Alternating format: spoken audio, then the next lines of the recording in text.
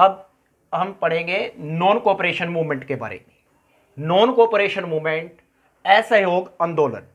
तो ये non cooperation movement जब महात्मा गांधी ने, हमने देखा कि महात्मा गांधी ने कन्विंस किया कांग्रेस लीडर को कि हम खिलाफत मूवमेंट के सपोर्ट में नॉन कोऑपरेशन मूवमेंट स्टार्ट करते हैं, तो सबसे पहले तो जो कांग्रेस लीडर थे वो अफ्रेड, वो डर गए।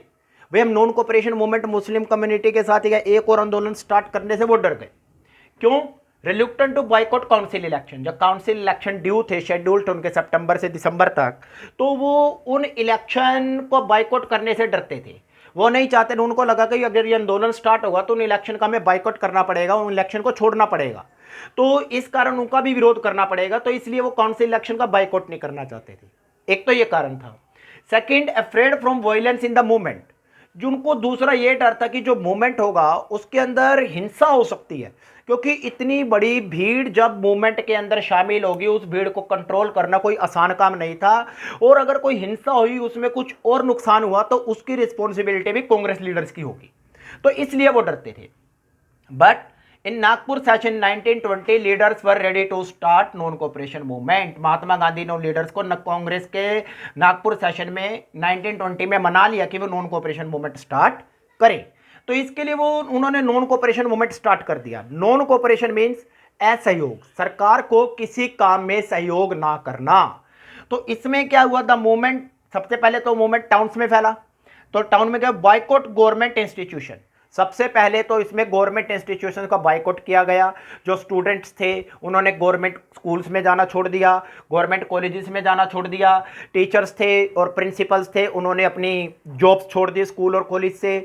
और जो लॉयर्स थे उन्होंने लीगल प्रैक्टिस करनी अपनी छोड़ दी, उन्होंने कोर्ट्स का बहिष्कार किया। जो भी गवर्नमेंट की इंस्टीट्यूशन है उन सबका बहिष्कार किया गया।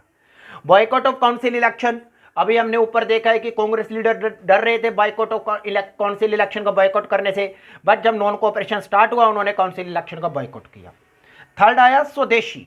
स्वदेशी मीन्स स्वदेशी वस्तुओं पे जोर दिया गया।